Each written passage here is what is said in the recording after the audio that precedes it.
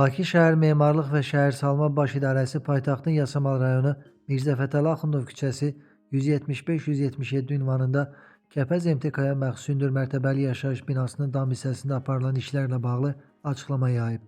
Komitədən bildirilib ki, məsələ ilə bağlı bugün qurum tərəfindən əraziyə baxış keçirilib və razılaşdırılmamış işlərin həyata keçirildiyi müəyyən edilib.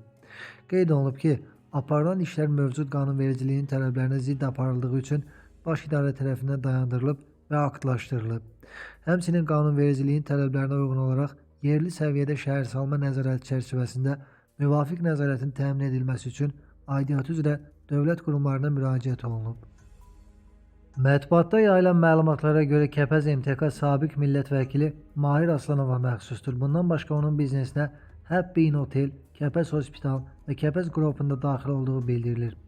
Kəpəz MTK ilə bağlı daha öncə də bir sıra şikayətlər olub.